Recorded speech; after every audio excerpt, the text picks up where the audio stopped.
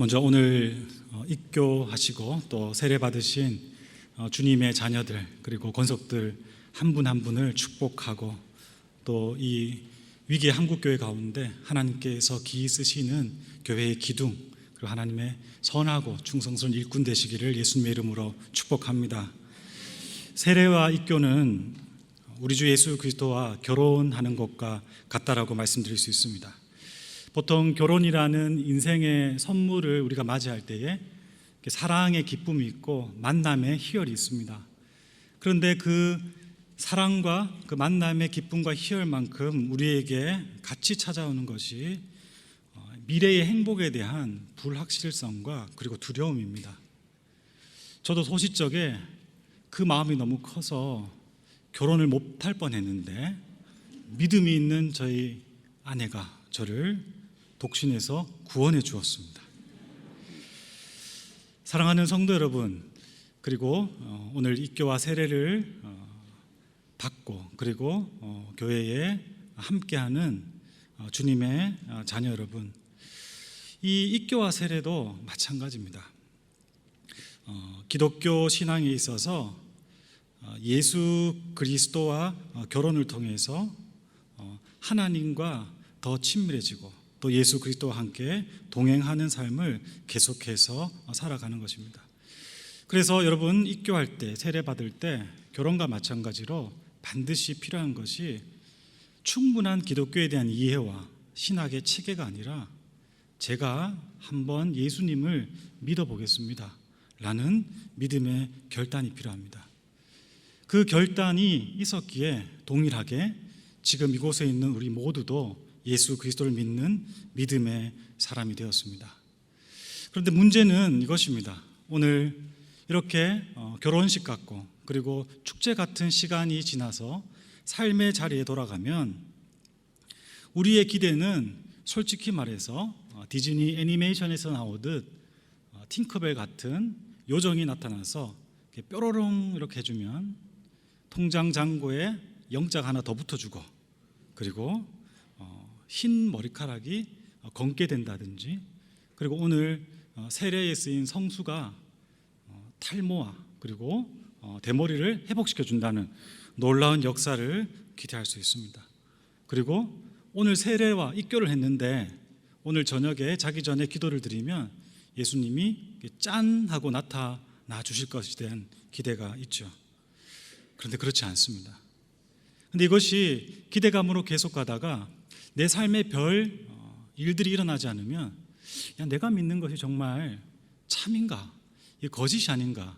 이런 생각을 가지게 됩니다. 2019년도에 우리 한국 사회에서 조혼인율과 조이혼율, 그러니까 1000명당 결혼하는 비율과 이혼하는 비율을 비교해 보니까 약 4.7대 2.2, 그러니까 47.8%가 결혼을 하고 이혼을 합니다. 왜 그럴까요? 기대감을 가지고 믿음으로 내가 이 사람을 사랑한다라고 결혼을 했습니다. 근데 막상 살아보니까 나도 이 사람을 사랑한 것 같지 않고 그 사람도 나를 사랑하지 않는 것 같습니다. 신앙생활도 동일하게 이렇게 생각할 수 있습니다. 내가 하나님을 사랑한다고 생각했는데, 내가 하나님을 믿고 예수 그리스도를 따른다고 생각했는데 별로 그런 것 같지가 않고 또 그런 모습들이 삶에서 드러나지 않게 됩니다. 그랬을 때 자연스럽게 신앙과 그리고 구원에 대한 확신은 희미해지고, 그리고 교회와 같이 함께 신앙생활하는 성도들도 의심하게 됩니다. 사랑하는 여러분, 저는 상당수 이런 불확실성과 그리고 불가지론적 입장에서 교회에서 신앙생활하고 있는 성도들이 많은 것을 목회를 통해서 확인할 때가 있고, 그리고 또 그런 분들과 만날 때가 있습니다. 오늘 읽었던 본문은 우리가 잘 알고 있는 간음한 여자가 예수님께 용서받는 배경입니다. 그리고 이 사건이 일어난 장소는 우리가 지금 세례와 입교를 거행하는 거룩한 성스러운 예배가 있는 성전이었습니다. 그런데 우리가 알다시피 여자 한 명이 음행을 했기 때문에 성전에 끌려옵니다. 사람들은 교리적 확신, 신앙의 확고한 신념을 가지고 두 손에 돌을 듭니다. 그리고 이 여자를 정죄하고 돌로 쳐서 죽이려고 합니다. 그때 예수님께서 오늘 여러분들이 입교할 때, 그리고 세례를 받으실 때 말씀을 통해서 교육을 받고 또 아멘으로 응답했듯이 예수님의 음성을 많은 이들이 듣게 됩니다. 너희 중에 죄 없는 자가 먼저 돌로 치라. 우리가 모두 다 죄인이라는 것입니다. 그리고 예수님은 또 이야기하십니다.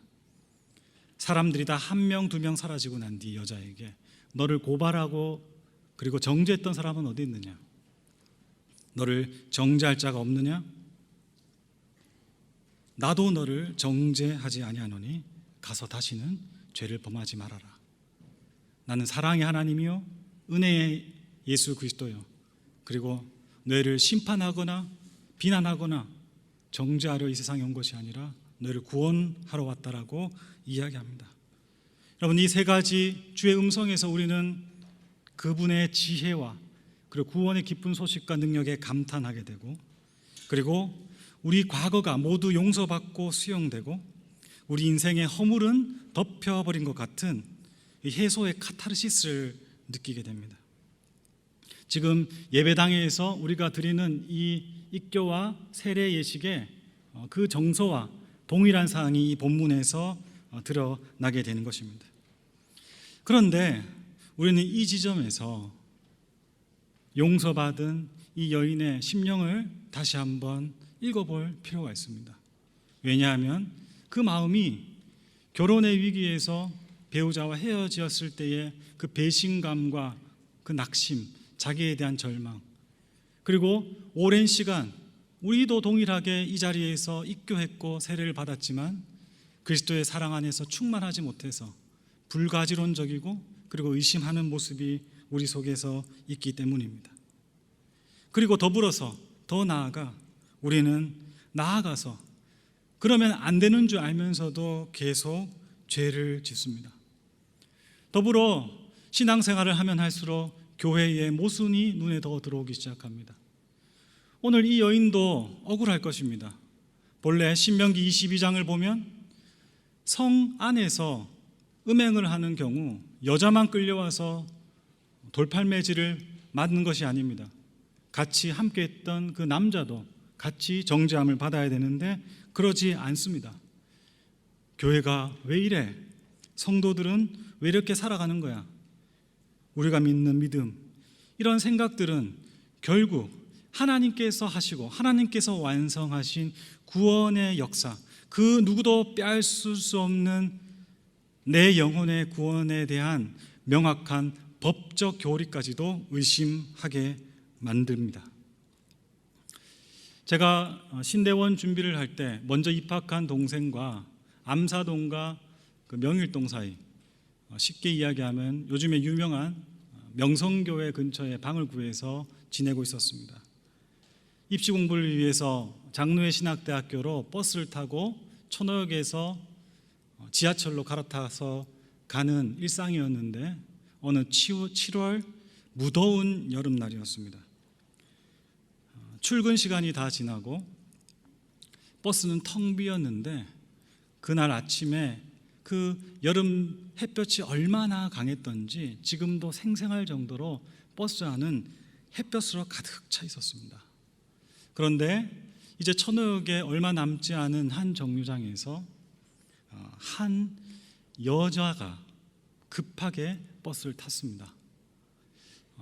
딱 봐도 시원스럽게 생긴 얼굴에 미인이었고 몸매가 훤히 보이는 옷을 입고 이 버스 안에서 구석자리로 쏙 들어갔습니다. 근처에 있는 자리라서 그 여인을 얼핏 봤는데 그 여인이 그 강렬한 햇볕 속에서 고개를 푹 숙이고 햇볕을 피해서 한 손에는 우유팩을 한 개 가지고 다리를 덜덜덜 떨면서 슬리퍼를 신고 있었습니다. 그리고 천호역 도착하기 직전 한 정류장에서 버스가 멈추자 도망치듯이 버스에서 내려서 한 지역으로 달려갔습니다. 이후에 알아보니 여러분, 천호역 근처에 2001 아울렛이 있습니다. 그 뒤쪽이 로데오 거리라고 불리는 홍등가입니다. 불과 2, 3년 전까지만 하더라도 그 자리에는 어두운 지역이 있었습니다. 그 여자가 율락 여성이었습니다. 사랑하는 성도 여러분, 그리고 오늘 생명의 빛으로 들어오신 입교와 세례한 주님의 자녀 여러분, 죄는 그런 것입니다. 부끄러운 자신의 삶이 드러날 때에 단순하게 오히려 오전에 팔을 벌리고 맞아야 될 햇빛조차도 두렵고 무서워서 숨어버리게 하는 것, 여러분, 그것이 죄이고 그 죄된 본성이 여전히 입교를 했고 세례를 받았고 그리고 오랜 시간 주님을 따른다고 하는 우리 안에 살아서 꿈틀거리고 있습니다. 때로는 우리가 오늘 음행에서 죄를 지었지만 용서받은 여인처럼, 그리고 홍등가에서 몸을 굴리는 그 여인처럼 그렇게 어둠 속에서 살아갈 때가 있습니다. 아니, 지금도 그럴 수 있습니다. 나는 아니겠지라고 생각하지만 요한복음 3장에서 니고데모를 통해 우리는 죄를 위장하면서 그럴듯하게 세련된 모습으로 하나님 앞에 나아가는 더 추악하고 위선적인 우리 자신을 봅니다. 그리고 성경은 그것을 고발하죠. 요한복음 3장 19절에서 21절 말씀입니다. 그 정죄는 이것이니 곧 빛이 세상에 왔을 때 사람들이 자기 행위가 악함으로 빛보다 어둠을 더 사랑한 것이니라. 악을 행하는 자마다 빛을 미워하여 빛으로 오지 아니하나니 이는 그 행위가 드러날까 하며 진리를 따르는 자는 빛으로 오나니 이는 그 행위가 하나님 안에서 행한 것임을 나타내려 함이라 하시니라. 아멘. 사랑하는 여러분, 오늘 이 절망과 어두운 가운데 예수 그리스도께서는 단순히 우리에게 다시 한번 죄 짓지 마, 어둠 속에 있지 마, 예전 삶을 살면 안 되라는 율법을 던져주신 것이 아니라 오늘 12절 말씀을 통해서 이렇게 말씀하십니다. 12절 우리 다 함께 읽겠습니다. 시작. 예수께서 또 말씀하셔 이르시되 나는 세상의 빛이니 나를 따르는 자는 어둠에 다니지 아니하고 생명의 빛을 얻으리라. 아멘. 사랑하는 영락의 모든 권성 여러분, 그리고 생명의 빛을 얻은 오늘 입교하고 세례한 하나님의 사람들에게 이 말씀을 드립니다. 우리는 예수 그리스도를 통하여서 죽음에서 생명으로, 심판에서 구원으로, 저주에서 복된 삶으로, 고통과 절망에서 회복과 소망으로 옮겨졌습니다. 그것이 어떤 삶인가? 빛이 되라는 이야기가 아닙니다. 예수를 믿는다는 것은 빛이 되라는 것이 아닙니다. 생명의 빛인 예수 그리스도를 따라오라는 것입니다. 그러면 너희들은 안다. 아니, 이 어둠의 세상이 안다. 너희가 세상의 빛이라고 이야기합니다. 예수님을 따른다는 의미를 여러 가지로 공부해보고 찾아봤습니다. 헬라 철학에서 그리고 히브리어에서 사용된 여러 의미가 있겠지만은 저는 좋은 비유를 하나 찾았습니다. 여러분 잘 아시다시피 유츠프라 카치아라는 꽃에 대한 이야기를 들으셨을 겁니다. 이게 허브를 사랑하시나요라는 한 그 소설에 소개되었고 또 많은 대중 가수들의 노래의 가사에 제목에 차용돼서 알려졌는데, 민감하고 결백증이 심한 이 꽃은 한번 어떤 만짐이라든지 그리고 사람의 손이 닿으면 잎이 움츠러져서 제대로 꽃을 피우지 못하고 시들어서 죽는 꽃입니다. 그런데 미국의 한 식물학자가 이 꽃에 손을 한 번 대면 죽지만 계속 대고 만지고 돌보면 살아난다는 것을 알아서 이 꽃은 사랑이 필요하고 관심만 있으면 충분히 아름다워질 수 있다는 꽃이라고 알려져 있습니다. 그런데 사실 이 유츠프라 카치아는 과장된 이야기입니다. 이런 꽃이 없습니다. 미모사라는 남미에 있는 열대꽃 식물을 가지고 와서 손에 닿으면 약간 움츠러지는 그 성질을 과장해서 이야기한 것입니다. 그런데 이 사실을 알면서 저는 이 유츠프라카치아가 이 땅에 있다라고 다시 생각하게 되었습니다. 유츠프라카치아는 바로 세상의 빛 대신 예수 그리스도를 따라가야지만이, 그분의 손에 닿아야지만이, 그리고 그 사랑과 은혜를 매일 매순간 경험해야지 살 수 있는 여러분과 바로 저입니다. 이것이 예수 그리스도를 통해서 생명을 얻는 믿음의 내용입니다. 여전히 밤은 깊고 그리고 어둡습니다. 하지만 우리 주님은 우리에게 이 시대와 교회와 가정과 우리 인생의 책임을 물으시는 것이 아니라 단 한 가지, 입교하시고 세례하신 여러분들에게 단 한 가지, 세상의 빛인 나를 따라오라고 이야기하십니다. 그 예수님의 말씀에 순종함으로 정말 내가 빛인가, 그리고 정말 그 예수 그리스도 안에 생명이 있는가, 그리고 정말 하나님께서 내 영혼을 구원하시고 내 인생을 주님의 찬송과 영광으로 변화시킬 수 있는가, 그것을 확인하시고 누리시는 복된 모든 주님의 권속들 되시기를 예수님의 이름으로 축복합니다. 기도하겠습니다. 하나님, 어둠에서 살다가 어둠에 돌아가는 연약한 인생들입니다. 세상에 빛으로 오신 주님께서 우리를 불러주셨고 그리고 영원한 생명 주셨습니다. 하나님, 이 예식이, 입교와 세례가 그냥 거쳐가는 하나의 형식에 지나지 않도록 해주시고 진실로 살아계시고 역사하시는 생명이요 빛이신 예수 그리스도를 이 순간부터 만나며 누리며 그리고 경험하는 가장 큰 복이 있도록 인도하여 주시옵소서. 아멘. 그 믿음으로 성찬의 자리에 나갑니다.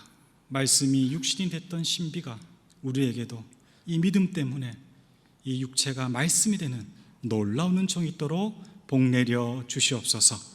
예수 그리스도 이름으로 감사하며 기도드립니다. 아멘. 아멘.